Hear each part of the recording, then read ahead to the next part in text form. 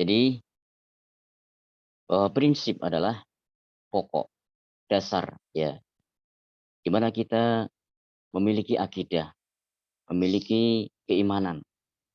Itulah prinsip dasar kita, pijakan utama kita ya di dalam melaksanakan aktivitas.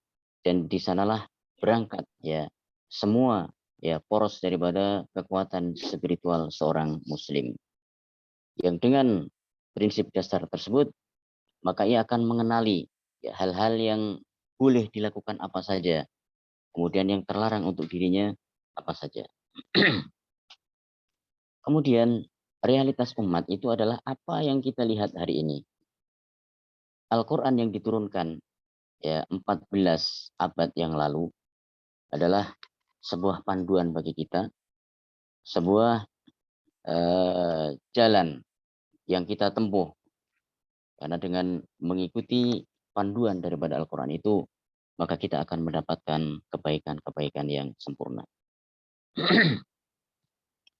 Baik, para mahasiswa sekalian, realitas umat ini akan kita lihat di dalam surah Al-Ankabut, ya, ayat 12 dan 13. Surah Al-Ankabut, kalian bisa catat nanti dan bisa lihat rekamannya ini, insya Allah kita siapkan. Di mana Allah SWT berfirman pada surah Al-Ankabut, surah 29 ayat 12 dan 13. وقال الذين كفروا للذين آمنوا ittabi'u sabilana, dan berkatalah orang-orang kafir kepada orang-orang yang beriman, ittabi'u sabilana, ikutilah jalan kami. Ya, jadi mereka di setiap zaman ya ingin memberikan pengaruh-pengaruh kepada kaum muslimin, karena mereka menganggap bahwasanya kemampuan berkembangnya kaum muslimin ini adalah karena faktor politik. Ya, karena faktor-faktor untuk menggapai ya suatu keinginan, kekuasaan dan lain-lainnya.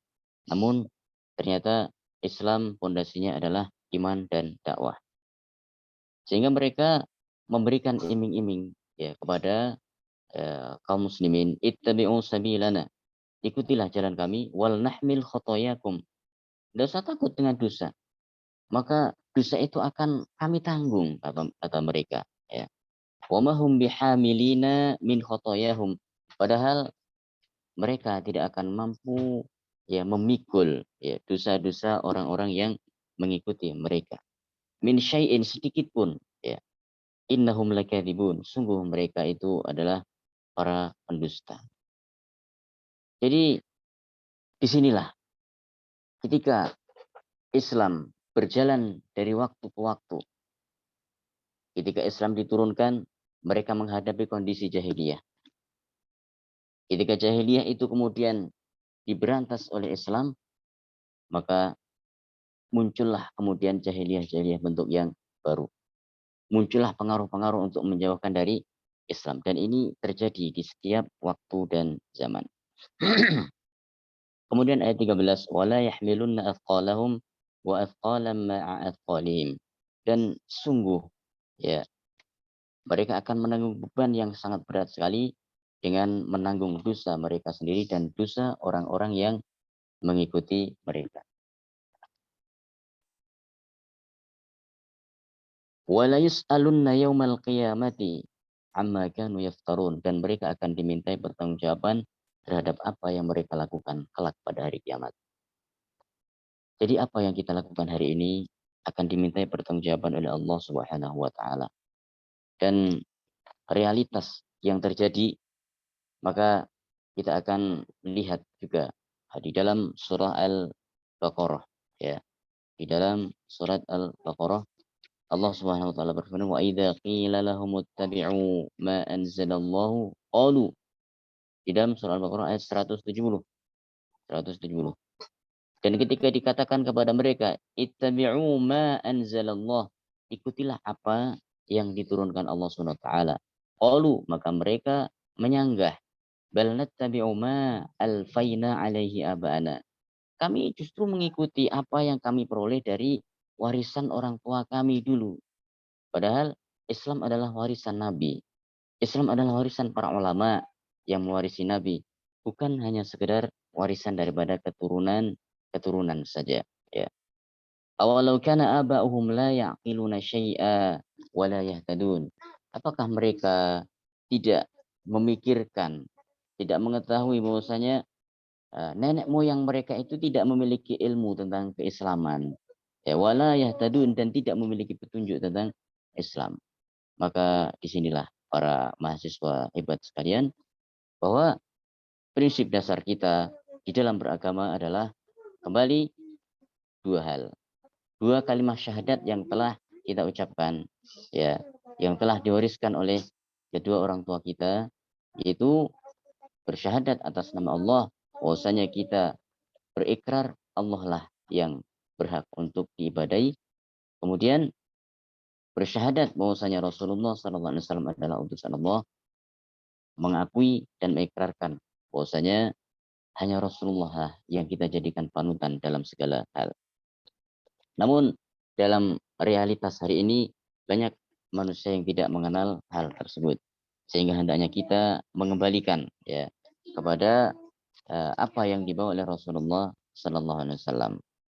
Kemudian demikian pula di dalam surah al kita lihat di dalam surah Al-Isra atau surah Bani Israel, ya. Inna hadzal Qur'ana yahdi lillati hiya aqwam. Sesungguhnya Al-Qur'an ini, menunjukkan ke jalan yang lurus. Surah Al-Isra ayat yang ke-9, ya. Wa yubasysyirul mu'minina, dan Al-Qur'an ini akan memberikan kabar gembira kepada orang-orang yang beriman. Alladzina ya'maluna shalihat, di mana mereka, ciri khas orang-orang yang beriman itu adalah perbuatan mereka adalah perbuatan yang baik. Lisannya akan senantiasa terjaga, ya, perbuatannya, tangannya akan senantiasa terjaga, ya. Tidak akan zalim kepada orang lain, tidak akan memandang sebelah mata kepada orang lain, dan senantiasa memberikan yang terbaik kepada sesamanya. Itulah ciri khas daripada Islam, ya. Namun seiring dengan perjalanan waktu, maka muncullah sebuah kepentingan, sehingga kepentingan itu kemudian menjadikan, ya, rusaknya persahabatan, menjadikan hilangnya kesetiaan, ya, menjadikan rusaknya nilai-nilai spiritual di dalam masyarakat. Maka ini yang harus kita hindari, ya, di dalam realitas tersebut, ya, yang dengan sebuah kepentingan maka akan hilang, ya, kepentingan inti kita yang ingin mendapatkan kebaikan dunia dan akhirat. Kemudian anna lahum ajran kabira, di penghujung ayat 9 surah Al-Isra ini, bahwasanya mereka akan mendapatkan pahala yang sangat besar sekali, ya. Gimana pahala besar itu? Bisa berubah dalam kehidupan dunia, akan kita rasakan kemudahan, ketenangan, kebahagiaan, kenyamanan, ya. Yang semua itu mungkin kita bisa memberikan analogi sedikit. Pertanyaan saya, apakah kalian yakin bahwa uang itu bisa dicari? Jawabannya yakin atau tidak? Siap yakin, Pak. Siap yakin, Pak. Baik. Siap Kalian yakin. yakin semua nilai materialistik itu bisa kalian kumpulkan? Bisa? Siap bisa. Siap bisa, Pak. Pertanyaan bisa. selanjutnya, apakah kebahagiaan itu bisa kalian beli? Siap tidak, Pak. Siap tidak, Pak. Siap tidak, Pak. Tidak, Pak. Tidak Siap. bisa. Pak. Maka tugas kita semua adalah menjadikan apa yang kita kumpulkan, kesuksesan, ya, keberhasilan, kemampuan, kedudukan, ya, semua itu akan kita ubah menjadi nilai-nilai kebahagiaan di dalam kehidupan kita. Kapan? Ketika nilai spiritual itu menjadi pijakan kita, akidah itu menjadi landasan kita, ya, keimanan itu menjadi roh dalam kehidupan kita. Baik, ini poin pertama, prinsip Islam dan realitas umat. Kemudian pada poin yang kedua, kita akan bahas tentang ya, nilai dunia dalam perspektif Islam. Para mahasiswa hebat sekalian, urusan dunia itu sudah disebutkan banyak di dalam Al-Quran. Di antaranya di dalam surah Al-Baqarah ayat 201. Allah SWT berfirman, ya, wa minan nasi may yaqulu, dan di antara manusia ada yang berdoa kepada Allah, Rabbana atina fid dunya, ya Allah berikanlah kami keberhasilan dalam urusan dunia, sukses, ya, limpahkanlah harta yang begitu banyak kepada kami. Mereka meminta hanya urusan dunia saja yang mereka cari. Lalu apa yang diperoleh setelah itu? Ya, apa yang mereka peroleh setelah itu? Maka Allah menyebutkan, wa ma lahum fil akhirati min khalaq. Mereka tidak mendapatkan sesuatu pun di akhirat. Ketika di akhirat tidak mendapatkan sesuatu pun, dalam kehidupan dunia pun, di dalam hatinya tidak ada kebahagiaan. Jika harta sudah kita kumpulkan, kedudukan tinggi sudah kita raih, cita-cita sudah dalam genggaman tangan kita, namun ternyata para mahasiswa sekalian, kebahagiaan, ketenangan itu tidak kita peroleh. Na'udzubillah. Kenapa? Karena Allah tidak memberkahinya. Bagaimana supaya berkah? Lihat di dalam surah Al-Baqarah ayat 200 di sana. Surah Al-Baqarah ayat 200, Allah Subhanahu wa taala berfirman, ya, wa minhum may yaqulu rabbana atina fid dunya hasanah wa fil akhirati hasanah wa qina adzabannar. Dan di antara manusia ada yang berdoa kepada Allah, Rabbana atina fid dunya, ya Allah berikanlah kami keberhasilan dalam urusan dunia. Di dunia hasanah. Wa fil akhirati hasanah, ya Allah berikanlah kami kesuksesan dalam urusan akhirat kami. Wa qina adzabannar, dan bebaskanlah kami dari api neraka, ya Allah. Ketika mereka berdoa seperti ini, Allah memberikan komentar, ya, pada ayat 203, ya, ulaika lahum nasibum mimma kasabu. Ketika mereka meminta dunia sukses, akhirat sukses, meminta untuk dibebaskan dari api neraka, ulaika lahum nasibum mimma kasabu. Mereka itulah yang akan mendapatkan apa yang mereka usahakan. Cita-cita mereka akan mereka genggam dalam tangannya. Kesuksesan mereka akan mereka raih, ya, keberhasilan mereka akan mereka peroleh. Subhanallah. Wallahu sari'ul hisab. Dan yang demikian itu sangat cepat menurut Allah SWT. Mungkin bagi kita itu ya lama, tapi kesabaran itu akan menjadikan kita semakin cepat dan semakin cepat memperolehnya, ya, tanpa terasa. Ya, dulu kalian mungkin sekolah SMP, ya, berupaya ya untuk meraih prestasi, ya, tanpa kita rasakan ternyata sudah lulus, ya, dengan predikat yang memuaskan. Masuklah kalian SMA. Demikian pula apa yang kalian cita-citakan terwujud, ya. Kemudian sekarang kalian hidup di, ya, STP yang saat ini kalian sedang ya, mengikuti perkuliahan BAI. Subhanallah, begitu cepat ternyata waktu itu, ya. Kemudian disebutkan pula, ya, di dalam surah Al-Qasas, ya, ayat 76 sampai 80. Di mana di dalam ayat tersebut Allah SWT menjelaskan tentang, ya, perspektif daripada kehidupan dunia ini menurut, ya, pandangan Islam seperti apa itu, ya. Kalian nanti bisa lihat juga di dalam ayat tersebut, diawali dari ayat 76, ya, diakhiri ayat 80. Di sana disebutkan, pertama menceritakan tentang Qarun. Inna Qaruna kana min qaumi Musa fabagha alaihim. di mana Qarun itu adalah salah satu orang yang terkaya yang hidup di zaman Nabi Musa. Ya, pertanyaan, apakah kalian sudah mendengar kisah tentang Qarun? Ya Pak, itu asal Sudah, Pak. kata harta karun ya Pak. Siap sudah Pak. Siap sudah, Pak. Ya, Siap baik. sudah Pak.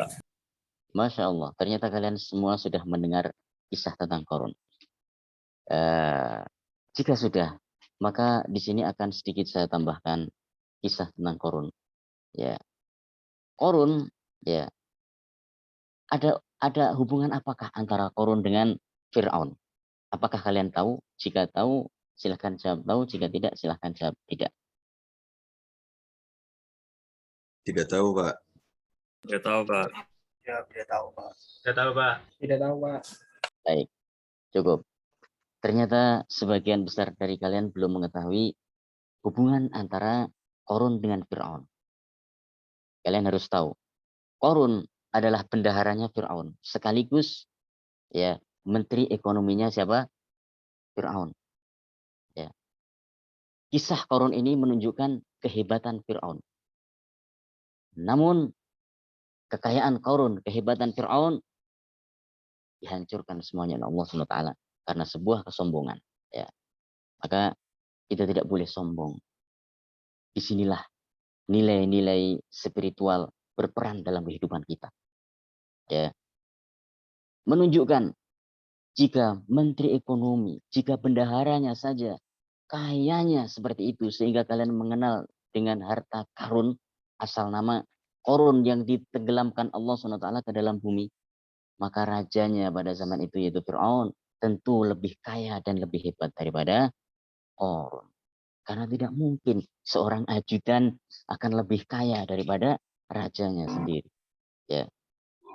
Namun perspektif Qarun, perspektif daripada Fir'aun, mereka memandang bahwa kehidupan dunia ini adalah semua ujung daripada keberhasilan dan kesuksesan. Ternyata tidak. Ya. Kemudian pada ayat 77 di sana juga disebutkan hendaknya kita menyeimbangkan antara dunia dan akhirat. Disitulah kita berbuat adil kepada diri kita sendiri. Karena yang kita butuhkan bukan hanya makan, bukan hanya kedudukan, bukan hanya penghasilan, ya, bukan hanya karir, namun lebih dari itu kita membutuhkan kebahagiaan, kita membutuhkan ketenangan, kita membutuhkan kenyamanan, dan itu tidak akan kita peroleh melainkan dengan prinsip-prinsip dasar akidah, nilai spiritual yang senantiasa kita terapkan di dalam kehidupan kita. Ya, nanti bisa dilihat di dalam surah Al-Qasas 26 sampai 80. Kemudian ya di dalam masalah duniawiyah ataupun masalah dunia dalam perspektif Islam ini bisa juga dilihat di dalam surah Al-Ankabut ayat 64. Surah Al-Ankabut ayat 64. Di sana Allah menunjukkan hakikat daripada kehidupan dunia ini. Ya. Apakah ini perlu buat mahasiswa STP? Sangat perlu sekali. Ya. Bahkan ini bisa menjadikan salah satu ya target utama ya bagi kalian untuk menggapai kesuksesan yang sebenarnya. Allah berfirman dalam surah Al-Ankabut ayat 64, "Wa ma hadhil hayatud dunya illa lahu wa la'ib." Dan tidaklah kehidupan dunia ini melainkan senda gurau dan main-main. Artinya apa? Apa yang kita peroleh hari ini bisa jadi dia akan melayang, menjadi ya hilang ya. Apa yang kita peroleh kemarin mungkin hari ini tidak ada harganya. Dan apa yang kita inginkan besok ya mungkin lebih cepat kita peroleh ataupun lebih lambat ataupun kita tidak akan mendapatkan, namun kita mendapatkan ganti yang lebih bagus daripada. Itulah kehidupan dunia itu adalah senda gurau. Artinya ia bukan tujuan utama dalam kehidupan ini. Namun apakah kita memang tidak perlu mengukir prestasi? Perlu, sangat penting sekali ya. Prestasi kita harus tetap kita ukir ya, kita usahakan. Kemudian lanjutan daripada ayat itu, wa inna darul akhirata lahiyal hayawan. Dan kehidupan akhirat itu adalah tujuan utama. Ya, suksesnya dunia akan kita bawa menuju suksesnya akhirat. Dengan apa? Kembali dengan nilai spiritual, dengan keimanan, ya, dengan pondasi dasar ya ketauhidan kita. Lau kanu ya'lamun, seandainya manusia itu banyak mengetahuinya, seperti itulah sebenarnya. Namun ternyata banyak manusia tidak mengetahuinya. Dan harapannya adalah dengan adanya kuliah PAI ini, mahasiswa ya STB aviasi akan bisa ya menjadikan nilai-nilai spiritual ini ya menjadi landasan dasar mereka dalam semua ya aktivitas untuk menggapai cita-cita mereka. Kemudian poin ketiga yang kita bahas adalah prinsip gender di dalam Islam. Prinsip gender di dalam Islam. Bagaimana Islam ya memberlakukan gender masing-masing laki-laki dan perempuan? Ada 3 hal pokok yang harus kita ketahui. Yang pertama, di dalam hal ibadah. Di dalam hal ibadah. Maka kedudukan antara laki-laki dan perempuan itu sama, tidak ada bedanya. Di dalam hal ibadah. Sehingga mereka akan mendapatkan pahala yang sama di dalam ibadah tersebut. Hal ini tertuang dalam surah Al-Ahzab ayat 35. Ya, di dalam surah Al-Ahzab ayat 35. Kalian nanti bisa lihat dan menjadi rujukan di dalam studi kasus ataupun presentasi kalian nanti. Ya, Allah SWT berfirman, innal muslimina wal muslimat. Sesungguhnya ya muslim laki-laki dan muslim perempuan. Nah, ini disebutkan ya secara spesifik di sini. Ya, muslim laki-laki dan muslim perempuan. Wal mu'minina wal mu'minat, dan mukmin laki-laki dan mukmin perempuan. Wal qanitina wal qanitat, dan orang laki-laki yang khusyuk dan perempuan yang khusyuk di dalam ibadahnya. Ya. Was-shadiqina was-shadiqat. Ya. Orang-orang laki-laki yang berkeyakinan kuat dan wanita yang berkeyakinan kuat. Ya. Kemudian was-sabirina was-sabirat, laki-laki yang sabar dan perempuan yang sabar. Wal khasyiina wal khasyiat, dan laki-laki yang tunduk atau khusyuk kepada Allah. Begitupun perempuan. Wal mutasaddiqina wal mutasaddiqat, dan laki-laki yang bersedekah. Begitupun para perempuan yang bersedekah. Ya. Wassaimina wassaimat, laki-laki yang berpuasa dan perempuan yang berpuasa. Wal hafidhina furujahum wal hafidhat, laki-laki yang menjaga ya yang menjaga kehormatannya dan wanita yang menjaga kehormatannya. Wadzakirinallaha katsiran wadzakirat, dan laki-laki yang berzikir, juga para perempuan yang berzikir. A'addallahu lahum maghfiratan wa ajran 'azima. Maka Allah mempersiapkan bagi mereka ampunan dan pahala yang besar. Lihat, sama persis. Tidak ada perbedaan. Laki-laki sekian, perempuan sekian. Tidak ada perbedaannya. Jadi sekali lagi di dalam prinsip ibadah, inilah emansipasi wanita yang sebenarnya di dalam hal ibadah. Sehingga semua ya wanita dan laki-laki merasakan merasakan hal yang sama ya ketika ibadah dan akan memperoleh hak yang sama. Yang kedua, di dalam masalah muamalah. Ini tertuang dalam surah An-Nur ayat 31. Surah An-Nur ayat 31. Maka Allah Subhanahu wa taala memberikan aturan-aturan khusus ya muamalah para wanita ini. Allah berfirman, wa qul lil mu'minati yaghdudna min absarihinna. Katakanlah wahai Muhammad sallallahu alaihi wasallam kepada para wanita yaghdudna min absarihinna, hendaklah mereka itu menjaga pandangan mereka. Wa yahfadna furujahunna, dan mereka juga menjaga aurat ataupun kehormatan mereka. Wala yubdina zinatahunna illa ma dhahara minha. Jangan menampakkan ya aurat melainkan apa yang dibolehkan ya untuk ditampakkan atau biasa tampak ya. Wal yadribna bi khumurihin ala juyubihin, dan hendaklah mereka ya menutupkan ya jilbab mereka ya, kain mereka ya di ala juyubihinna, ya, pada aurat-aurat mereka dan seterusnya. Maka ini adalah aturan khusus yang kepada siapa saja diperbolehkan, ya, kepada orang tua mereka, kepada saudara mereka. Nanti bisa dilihat kelengkapan daripada ayat 31 dalam surah An-Nur ini. Kemudian yang ketiga, Allah SWT membedakan antara laki-laki dan perempuan di dalam masalah hak waris. Ya. Ini bisa dilihat di dalam surah An-Nisa, ya, di dalam surah An-Nisa pada ayat yang ke-11, ya, 12. Ya, ini dan surah An-Nisa ayat yang terakhir nanti akan bisa dilihat di sana. Allah SWT berfirman, ya, yusikumullahu fi auladikum. Allah SWT memberikan wasiat khusus, ya, untuk anak-anak kalian yang kalian tinggalkan. Bagaimana wujud wasiat itu? Lidzakari mithlu hadzil unthayain.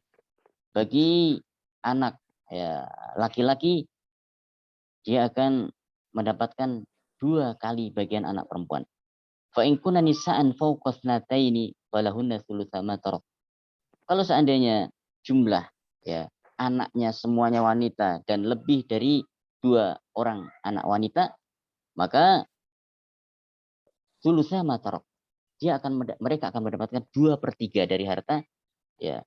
Kemudian yang 1/3 lagi, ya, menjadi bagian daripada bapak, daripada si mayit jika masih ada, atau saudara kandung laki-laki jika masih ada, ya.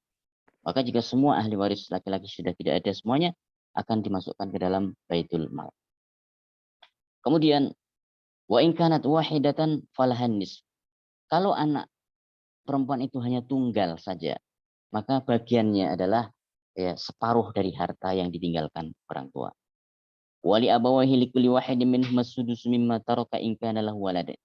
Jika si mayit atau jenazah itu memiliki anak, maka bapak dan ibunya, ya, jika masih ada, masing-masing mendapatkan 1/6, ya, masing-masing mendapatkan 1/6. Jika tidak memiliki anak, maka harta tersebut akan diwarisi kedua orang tuanya dan ibunya akan mendapatkan 1/3, ya, dan seperti itu seterusnya. Ini adalah perbedaan, ya, pembagian, ya, di dalam masalah waris, pembagian di dalam hal gender, ya, ketika, ya, disandarkan dalam hal waris. Jadi sekali lagi, di dalam masalah prinsip gender, Islam membagi 3 bagian pokok. Pertama dalam hal ibadah, yang mana Allah memberikan hak yang sama antara laki-laki dan perempuan. Yang kedua di dalam masalah muamalah, yang Allah SWT memberikan kekhususan untuk para wanita. Dan yang ketiga dalam masalah waris, di mana Allah SWT memberikan bagian untuk laki-laki 2 kali lipat dari bagian perempuan. Baik, sampai di sini. Apakah ada pertanyaan yang ingin kalian sampaikan?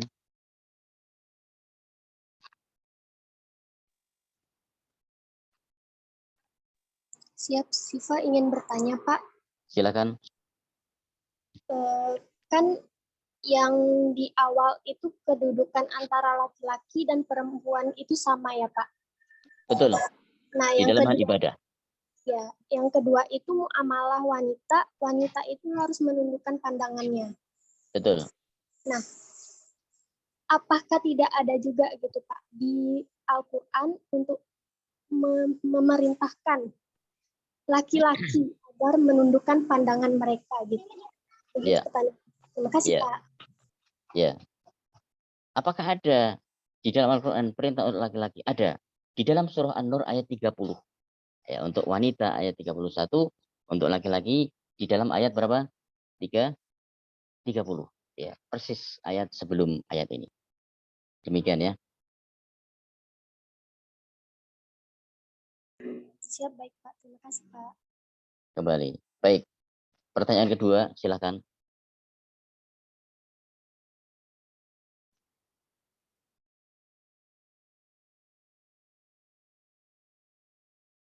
Siap, izin bertanya Bapak.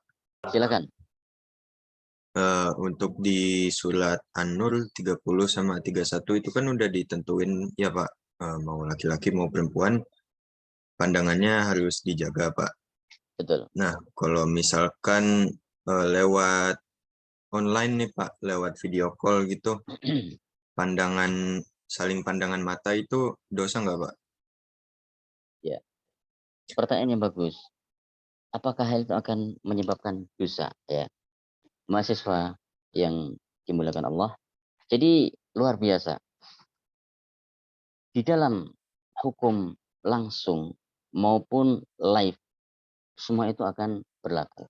Ya, artinya pandangan mata inilah yang akan menjadikan, mungkin kita sudah pernah mendengar istilah dari mata turun ke hati. Ya. Ketika kita mengikuti pandangan mata dan kita kemudian tidak menjaganya, maka dia akan menjadikan hati itu ya berpikir yang buruk, dan disitulah jalan masuknya syaitan, atau kita kenal dengan nama setan. Ya. Jadi kembali bahwa live di dalam video call maupun secara langsung pertemuan atau melihat gambar-gambar, maka ini semuanya memiliki hukum yang sama. Ya, wallahu a'lam bishawab. Siap, terima kasih Bapak. Kembali. Baik, Bapak, silakan. Bertanya lagi, Pak. Siap Bapak, saya izin bertanya Pak. Ya, atas nama. Siap Bapak, nama saya Husnul Mariah dari Prodi MBU Pak. Saya ingin bertanya. Silakan. Dalam Islam itu kan masalah ibadah kedudukan antara wanita dan laki-laki itu kan sama Pak. Ya. Terus bagaimana ketika wanita itu dalam kondisi haid Pak? Apakah tetap terhitung ibadah atau tidak Pak? Sementara laki-laki kan dia bisa sholat, sedangkan kita tidak bisa sholat saat berhalangan Pak. Seperti itu. Ya. Terima kasih. Baik. Dalam keadaan haid, bagaimana kedudukan wanita? Maka di sini para ulama berbeda pendapat di dalam pembahasan kajian fikihnya. Sebagian ulama mengatakan bahwa wanita dalam keadaan haid, dia akan tetap mendapatkan pahala sebagaimana keadaan-keadaan sebelum haid. Ya. Kemudian pendapat yang kedua, wanita tidak mendapatkan pahala, hanya saja dia tidak berdosa dan dia menjalani apa yang dia jalani. Pendapat yang terkuat adalah bahwasanya para wanita yang dalam keadaan haid, dia tidak mendapatkan kewajiban, dan jika dia melakukan ibadah-ibadah yang dibolehkan, maka dia mendapatkan pahala. Apa saja ibadah yang dibolehkan untuk para wanita pada saat dia sedang haid? Di antaranya berzikir kepada Allah Subhanahu wa taala. Berzikir dengan kalimat-kalimat thayyibah, ya, bersedekah, melakukan kebaikan-kebaikan, maka itulah yang difatwakan oleh para ulama. Ketika seorang wanita haid, hendaklah dia memperbanyak amalan-amalan selain daripada amalan yang terlarang untuk dirinya, yaitu sholat dan puasa. Ya, wallahu a'lam bishawab. Seperti itu ya. Siap, baik Pak. Terima kasih Pak atas jawabannya. Baik, kembali. Silakan jika ada yang lain. Siap, izin bertanya kembali, Pak. Iya. Nah, masalah ini Pak yang menundukkan pandangannya. Kan dalam Islam menganjurkan untuk perempuan-perempuan muslim itu untuk menutup auratnya. Lalu bagaimana ketika kita para wanita sudah menutup aurat kita sebaik mungkin, tetapi laki-lakinya yang tidak bisa menundukkan pandangan mereka. Dan kan ada tuh Pak, kalau di luar-luar tuh, misalnya laki-laki itu memandang wajah kita aja itu udah dosa gitu kan. Padahal kita udah menjaganya sebaik mungkin, tetapi merekanya saja yang tidak bisa menundukkan pandangannya. Berarti itu tidak terdapat ketidakadilan antara ya perempuan dan wanita dan laki-laki gitu Pak. Nah itu bagaimana Pak? Ya. Jadi apakah betul terjadi ketidakadilan ketika seorang laki-laki memandang perempuan, kemudian padahal para wanita itu sudah menjaga dirinya, ya. Para wanita sudah menjaga dirinya, sudah menjaga auratnya supaya tidak tampak, ya. Namun laki-laki masih tetap ya berupaya ya untuk menggoda. Maka dalam hal ini masuk kepada ayat 31 ya, maaf 30 ya, di dalam surah surah An-Nur ya. Qul lil mu'minina yaghuddu min absarihim wa yahfazu furujahum. Katakanlah kepada para laki-laki ya, mukmin yang laki-laki, yaghuddu min absarihim, supaya mereka menundukkan pandangan mereka, ya. Wa yahfadzu furujahum, dan supaya mereka menjaga, ya, jangan sampai kemudian ya aurat mereka ini ditampakkan ataupun kehormatan mereka ini dilecehkan ataupun orang lain, ya, maka ini tidak boleh atau menjadi penyebab untuk itu, ya. Maka Islam memiliki hukum. Bahkan ya ketika terjadi ya satu tindak kriminal ya terhadap kriminalitas seksual, maka kita akan melihat di mana sebab. Islam memiliki hukum. Jika sebab itu adalah dari laki-laki, maka laki-laki inilah yang akan dihukum. Mohon maaf, jika terjadi perzinaan misalkan, ataupun suatu tindak kriminal seksual, dan yang melakukan adalah laki-laki dan wanita itu menolak, maka wanita tidak akan mendapatkan hukuman. Ya, sedikit pun laki-laki akan mendapatkan hukuman sepenuhnya. Dengan ketentuan, ya secara hukum Islam, jika dia masih lajang, maka dia harus dicambuk sebanyak 100 kali, dan wanitanya tidak, karena wanita tidak tidak memberikan kesempatan. Hanya saja ini dipaksa, kemudian dia dalam bahasa kasarnya adalah diperkosa seperti itu, ya.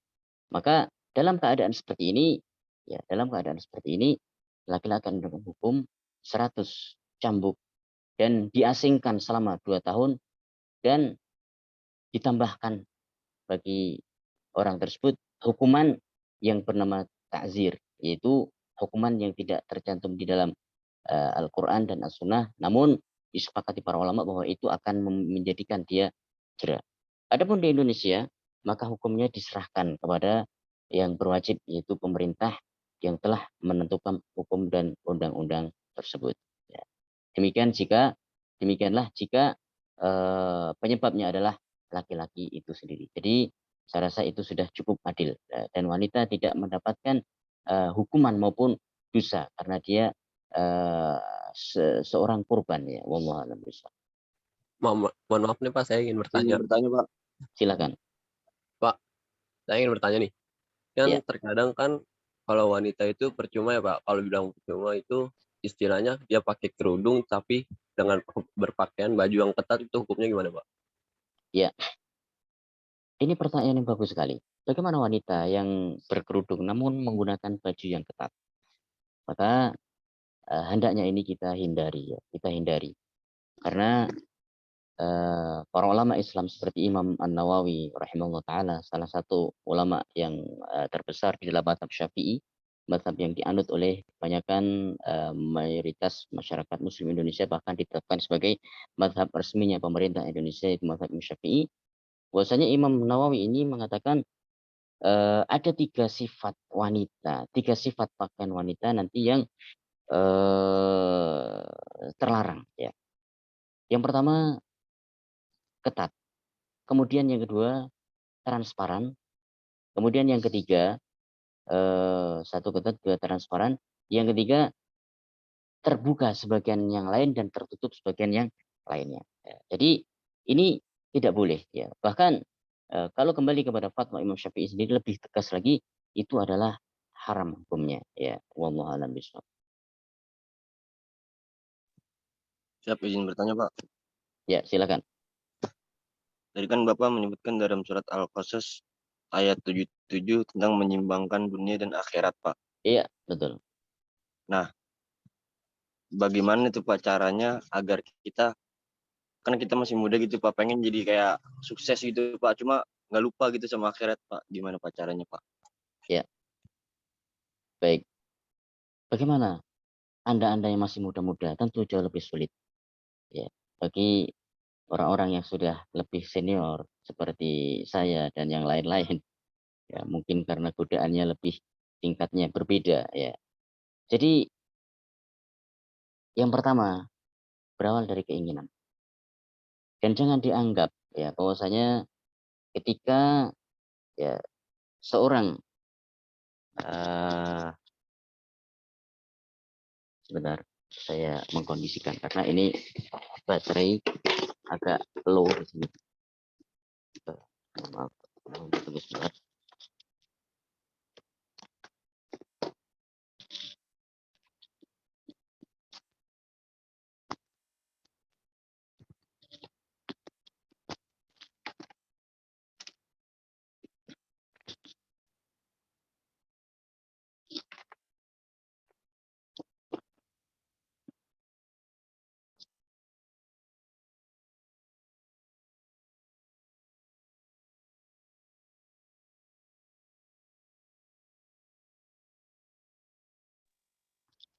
kembali kepada pertanyaan bagaimana menyeimbangkan antara dunia dan akhirat padahal usia Anda masih relatif muda ya.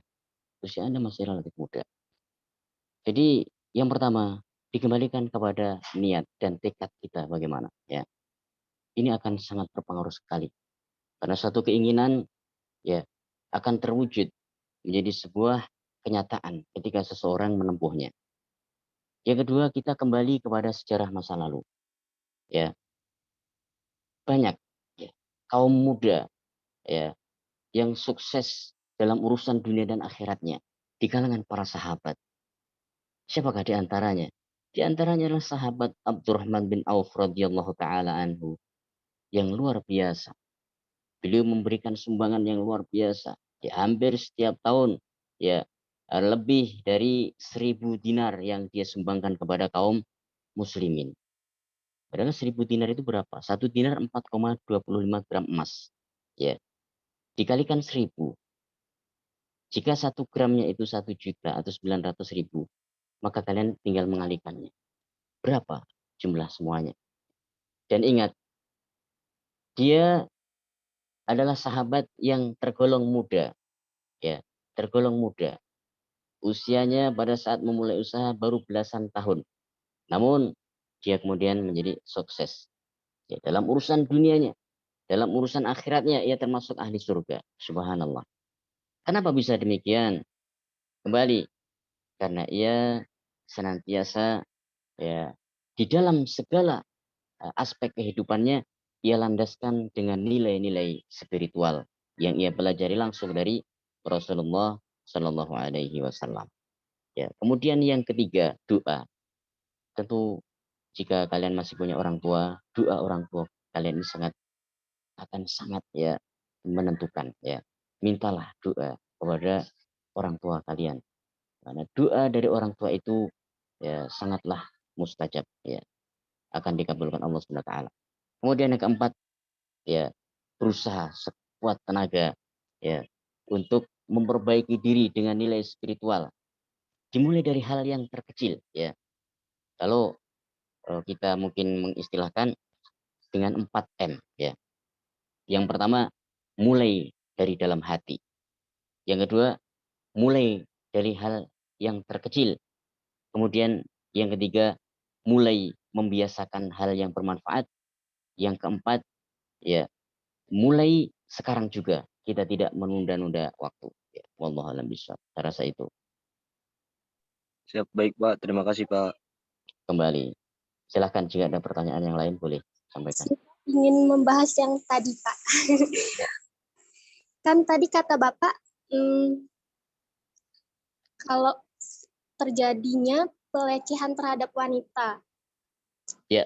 Laki-lakinya kalau secara Islam, laki-lakinya akan dihukum secara Islam, misalnya hukum Betul. cambuk gitu ya Pak. Ya. Lalu secara hukum Indonesia akan dihukumnya secara hukum Indonesia gitu kan Pak. Betul. Dan Bapak tadi bilang dengan laki-laki dengan mendapatkan hukuman itu ya, dan perempuan tidak mendapatkan hukuman itu adil gitu kan. Tapi menurut saya itu sedikit kurang adil. Karena apa? Karena perempuan lebih banyak mendapatkan kerugian. Yang pertama itu, wanita itu telah dirusak oleh laki-laki, ya kan Pak? Yang kedua, perempuan itu mengalami gangguan mental karena telah dilecehkan, gitu Pak. Yang ketiga, perempuan akan sulit untuk berinteraksi dengan sosial media lah. Terus yang keempat itu, terkadang perempuan yang mendapatkan pelecehan seksual itu akan diasingkan oleh keluarganya sendiri gitu Pak. Dan laki-laki jika mendapatkan hukuman secara hukum Indonesia itu terdapat kurang adil aja gitu Pak, karena kan mereka cuma dihukum berapa tahun lalu bebas gitu. Sedangkan perempuan ini mendapatkan banyak sekali kerugian, mendapatkan tekanan mental, kerugian secara fisik gitu kan Pak. Nah, itu bagaimana Pak? Baik, Terima kasih Pak. kembali. Jadi ini luar biasa. Sebagai seorang wanita, Anda pasti merasakan itu semuanya. Dan saya juga memahami ya seperti itu. Jadi kembali kepada permasalahan bahwa eh, tindak pidana yang dilakukan oleh seseorang, kriminal yang dilakukan seseorang dengan yang terkait dengan masalah-masalah tersebut itu sudah diatur sedemikian rupa di dalam hukum-hukum Islam. Ya. Tadi disebutkan bahwasanya dia akan dicambuk 100 kali kemudian diasingkan selama 2 tahun. Ya. Dengan catatan bahwa jika dia belum pernah menikah, seorang lajang melakukan itu, ya, maka seorang yang lajang dia melakukan perbuatan tersebut 1 kali, maka dia akan dihukum dengan hukuman yang disebutkan tadi. Jika dia melakukan lebih dari 2, 3, 4 atau lebih dari sekian kali, maka ini ada hukuman yang disebut dengan takzir. Apakah kemudian pemerintah akan menghukum dengan memotong, mohon maaf, kemaluannya misalkan, atau maka ini adalah hak daripada pemerintah, ya. Dan jika hal itu dilakukan karena begitu parahnya ya perbuatan tersebut, maka hukum takzir itu akan berlaku. Ya. Kemudian yang kedua, jika pelaku itu sudah pernah menikah, ya berbeda hukumannya. Hukumannya apa? Hukumannya adalah rajam. Apa itu rajam? Rajam adalah dilempar, ya, batu mulai dari batu yang kecil sampai batu segenggaman tangan, ya, dilemparkan. Bukan batu yang sebesar kepala, bukan batu yang sebesar orang, bukan. Kenapa? Karena kalau batu sebesar orang sekali timbun dia akan langsung mati. Ya, maka Islam menentukan hukuman dengan batu-batu kecil yang paling besar sebesar kepalan tangan, sehingga dilemparkan. Siapa yang melempari? Semua penduduk di wilayah tersebut. Sampai kapan? Sampai dia mati. Ketika dia mati, sudah selesai. Inilah hukuman Islam untuk orang tersebut pada asalnya. Ya, jika dia sudah menikah. Ya, jika dia sudah menikah. Kemudian berkaitan dengan yang terjadi dengan para wanita tadi. Oh, kok sepertinya belum seimbang. Betul. Memang belum seimbang. Namun, gimana sisi keadilan Allah SWT? Maka wanita tersebut, ya, sisi keadilannya, dia akan dijamin dengan kesabarannya itu akan diberikan surga oleh Allah SWT. Padahal banyak orang-orang ya yang menginginkan surga, namun mereka kesulitan untuk menggapainya. Namun dengan keikhlasan dia, ya, dengan peristiwa ujian tersebut, maka Allah ya akan menjadikan pintu surga mudah untuk digapai oleh orang tersebut. Ya, wallahu a'lam bishawab. Saya rasa itu ya.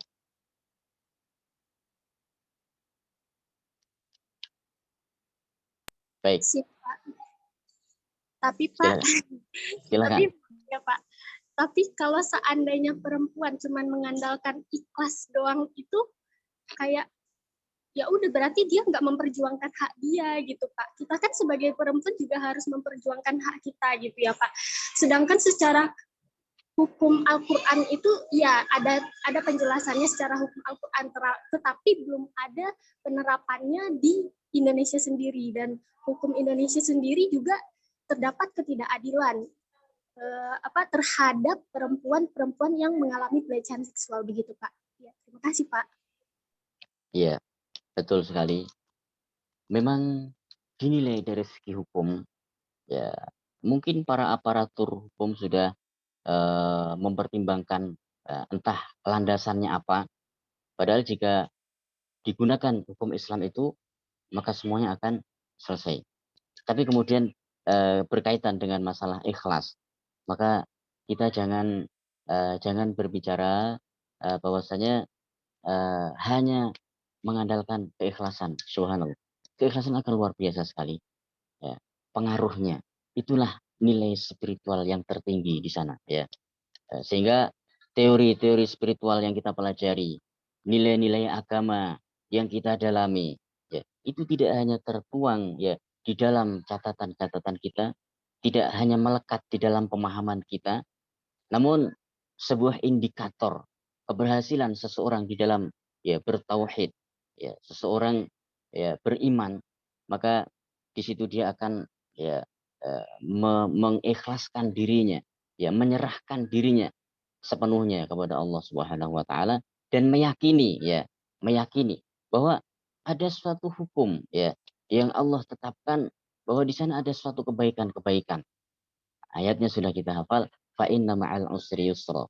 Di balik ya kesulitan yang menimpa seseorang itu akan ada kemudahan-kemudahan, entah kemudahan apa yang Allah akan berikan, entah kebaikan apa yang Allah akan bukakan untuk dirinya. Itu adalah sebuah rahasia ya. Sebuah rahasia yang akan diungkap dengan apa? Dengan keikhlasan. Akan diungkap dengan apa? Dengan kesabaran. Diungkap dengan apa? Ya, dengan menanti ya keputusan Allah Subhanahu wa taala. Inilah pentingnya kita mempelajari nilai spiritual. Bukan hanya ketika kita kemudian mendapati sebuah kezaliman, kita membalas dengan tangan kita. Ya, kita puas melihat orang tersebut ya terkapar dan dia mendapatkan balasan itu. Ya, itu akan terwujud nanti, akan terwujud. Namun salah satu ya hal terakhir yang saya sampaikan di sini adalah bahwa ketika seorang yang terzalimi dalam kehidupan dunia ini dan dia tidak mampu membalasnya, maka salah satu keajaiban kehidupan surga itu adalah orang surga itu akan melihat kehidupan orang di neraka. Ya, dia akan melihat secara jelas sekali bahwasanya orang yang dulu pernah menzalimi dia maka akan disiksa oleh Allah, dan itu dia lihat dengan sempurna. Maka salah satu kebahagiaan seseorang itu adalah ketika apa yang menjadi halangan hatinya ataupun ketidakpuasannya itu kemudian terbalas dengan ia melihat sendiri kondisi-kondisi orang-orang yang zalim tersebut, kemudian mendapatkan perlakuan yang serupa atau bahkan lebih parah dari apa yang ada pada dirinya. Ya, kurang lebih seperti itu. Mudah-mudahan tidak puas ya. Karena kalau kita puas, kita ini tidak akan belajar lagi. Tapi Pak, Sifat agak kurang setuju dengan kata ikhlas ini Pak. Iya, kita ikhlas secara, iya kita menerima gitu Pak, menerima. Tapi kan kalau cuman kita menerima aja, laki-laki bakal semena-mena lagi gitu Pak. Bakal seenaknya lagi gitu Pak. Dan mereka bisa jadi laki-laki ini bertindak lebih dari yang kita terima, atau mungkin bakal ada korban-korban selanjutnya. Berarti kita juga harus memperjuangkan hak kita gitu dong Pak. Kita juga harus memberikan hukuman yang setimpal untuk laki-laki ini, karena kan ya nggak bisa aja gitu kalau laki-laki cuman dia melakukan pelecehan seksual lalu si perempuan ini ya berharap aja gitu sama Tuhan, ya semoga aja lah Tuhan yang memberikan hukuman yang setimpal itu, kayak kurang masuk di otak Siva gitu Pak. Karena dengan kita seperti itu berarti kita membuka kembali pintu-pintu pelecehan seksual yang lebih gitu Pak. Oke Pak, terima kasih Pak. Maaf ya Pak, banyak omong. Kembali, memang ketidakpuasan itu akan membuka kita untuk semakin banyak belajar. Ya, kalau kita sudah puas, kita akan selesai sampai di situ. Maka Anda akan menemukan nanti dengan seiring perjalanan waktu, Anda akan mencari jawaban, akan menemukan ya jawaban-jawaban itu. Ya. Baik, saya rasa itu. Kemudian yang selanjutnya, silakan.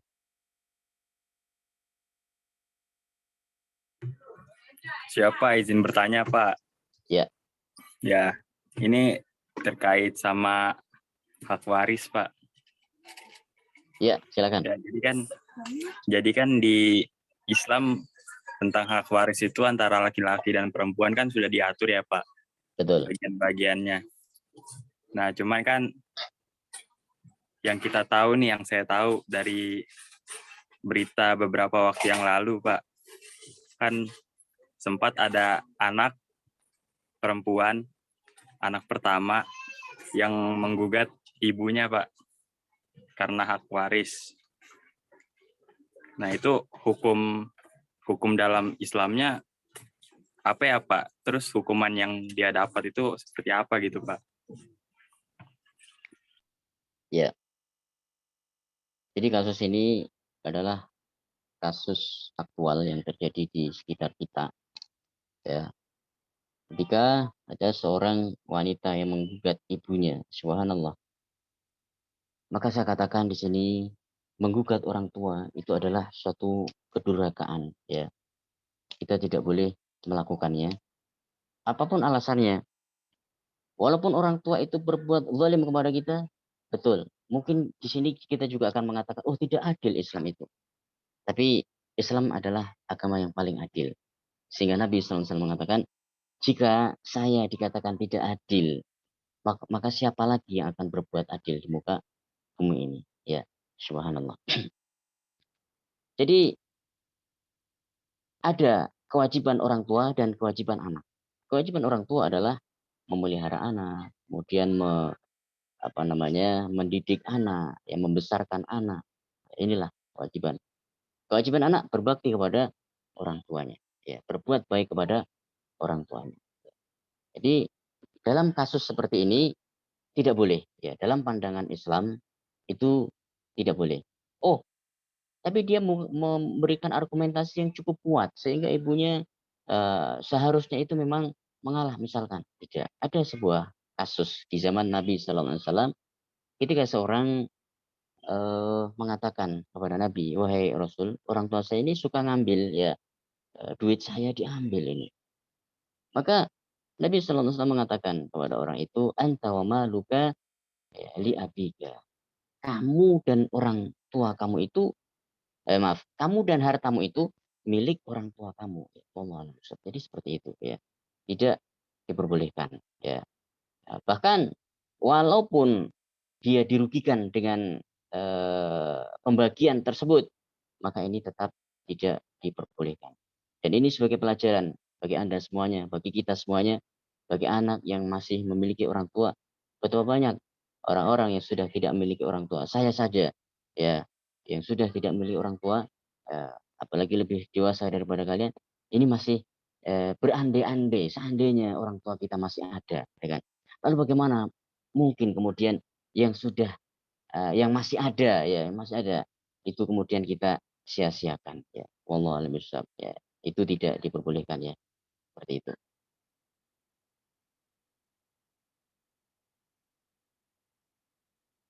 Baik. Silakan yang lain, mudah-mudahan tidak puas juga ini. Apakah masih ada? Siapa itu bertanya? Silakan.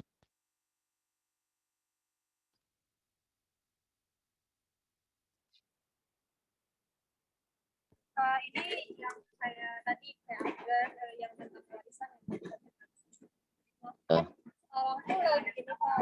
Sebentar. Suaranya kok terlalu jauh, ya. Mungkin mic-nya bisa didekatkan sedikit.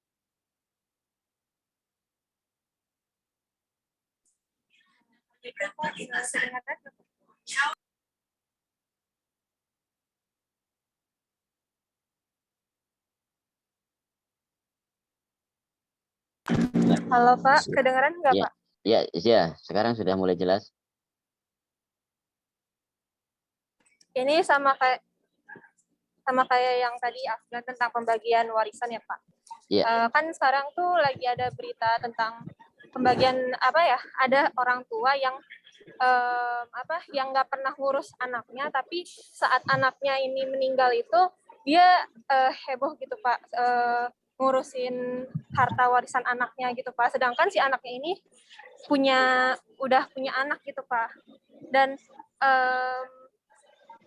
dan adiknya pun yang jarang banget interaksi sama si kakaknya yang udah meninggal ini tuh heboh gitu Pak untuk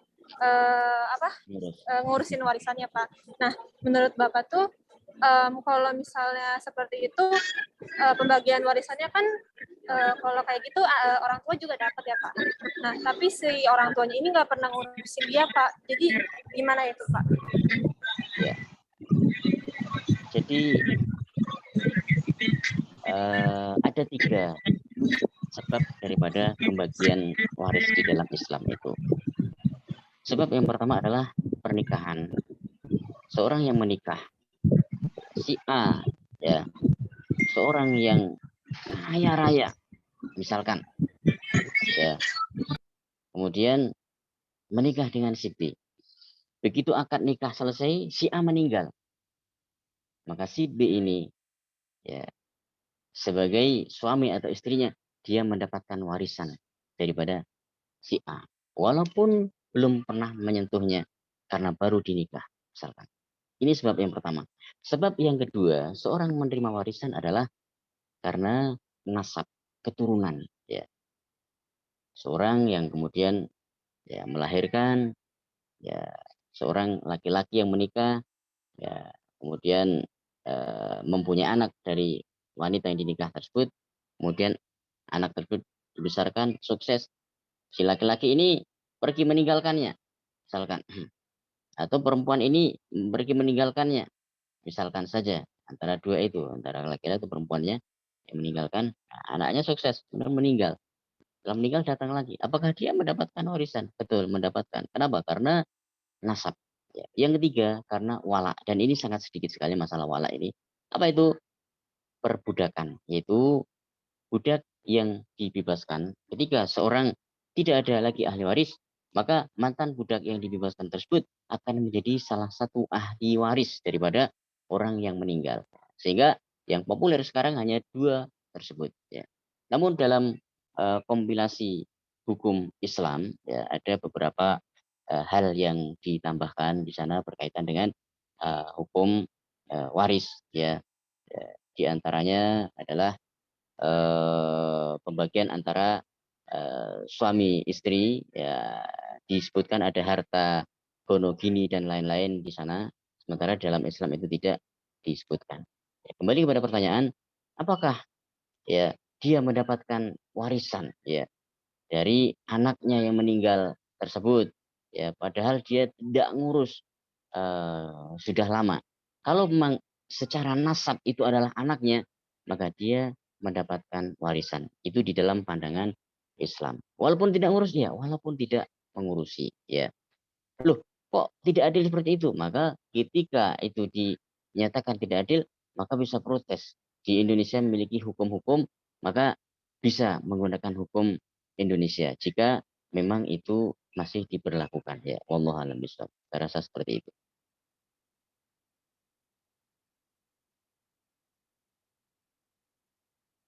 Silahkan penanya tadi Siap, baik, terima kasih, Kak. kembali. Ya, apakah ada? Cukup? Izin Bapak, ada pertanyaan di chat Pak dari Virus. Ada pertanyaan di chat dari Virus. Baik, saya cek dulu. Ya. Apabila kita memandang lawan jenis tanpa syahwat, apakah dosa, Pak? Ketika tanpa syahwat, ini berbeda pendapat di kalangan para ulama. Ya, tidak. Pendapat pertama mengatakan tidak berdosa, karena yang menjadikan dosa itu adalah syahwat. Ya, terutama laki-laki kepada perempuan, karena perbedaan antara pandangan laki-laki dan perempuan. Ya, pandangan sebetulnya ya antara konsep menjaga pandangan mata itu yang pertama kali ditujukan untuk laki-laki, ya, karena yang justru sulit menundukkan pandangan mata itu adalah laki-laki. Lalu kenapa dalam bahasa ini kita bahas perempuan dulu? Itu adalah berkaitan dengan hukum secara berurutan. Yang tadi kita bahas, yang pertama adalah hukum wanita di dalam ibadah, sama yang kedua hukum wanita di dalam muamalah, ya. Sehingga di situ adalah yang dibahas adalah wanita, ya. Jadi kembali, pendapat pertama mengatakan bahwa tidak berdosa. Dalilnya mana? Di dalam surah An-Nur ayat 31, ya. Awit tiflil ladzina lam yadhharu ala auratin nisa. Ketika ada seorang anak yang memandang seorang wanita yang cantik misalkan, namun wanita ini tidak mengerti ya tentang kecantikan ataupun bagaimana ketertarikan, maka ini tidak mengapa. Maka dikiaskan dengan hal tersebut, seorang laki-laki memandang wanita yang tanpa disertai dengan syahwat atau dia tidak bersyahwat, maka tidak mengapa. Namun pendapat kedua tetap tidak memperbolehkan karena hal itu adalah pintu masuknya syaitan. Sebagaimana sabda Nabi Sallallahu Alaihi Wasallam bahwa pandangan mata itu adalah panah di antara panah-panah beracunnya syaitan ya. Wallahu a'lam bishawab. Seperti itu kurang lebihnya ya.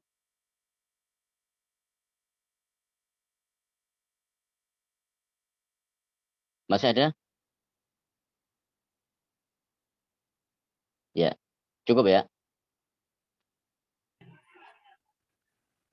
Siap, cukup Pak. Ya, mudah-mudahan kalian tidak puas. Justru dengan aktifnya kalian ini menjadi sebuah langkah untuk kalian untuk mencari jawaban ya, untuk apa namanya belajar lebih luas lagi. Terutama yang lebih berat itu adalah ya soft skill berkaitan dengan keikhlasan. Karena hard skill terkadang lebih mudah. Kita disuruh bantu kita secara sosial kita bantu apa yang bisa kita bantu.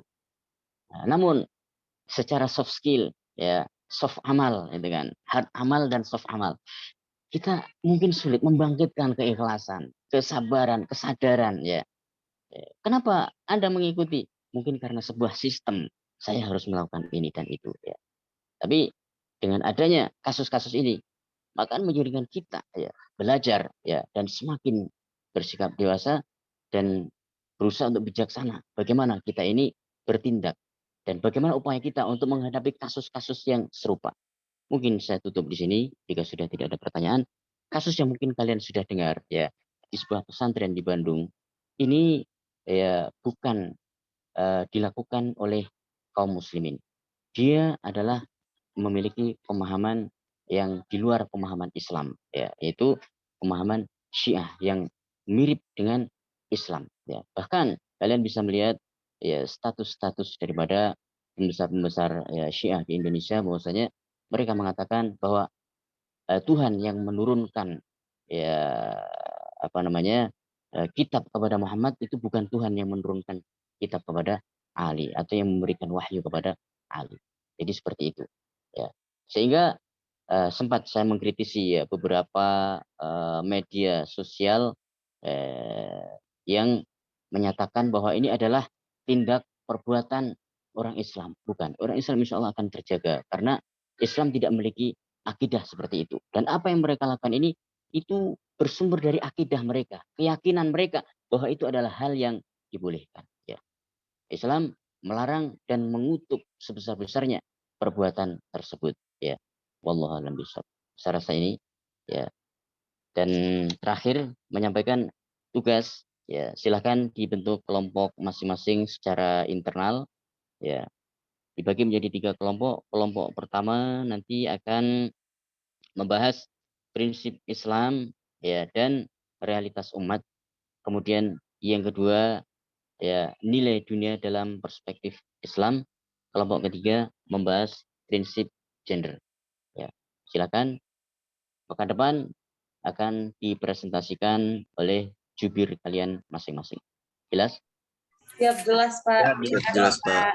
Baik, sampai di sini mohon maaf kurang lebihnya. Nanti jika kurang jelas bisa dilihat di dalam akun YouTube saya. Insya Allah nanti kita posting di sana. Ya. Wallahu a'lam bishawab. Subhanakallahumma bihamdika asyhadu an la ilaha illa anta astaghfiruka wa atubu ilaik. Assalamualaikum. Assalamualaikum Bapak. Mohon maaf. Ya, silakan.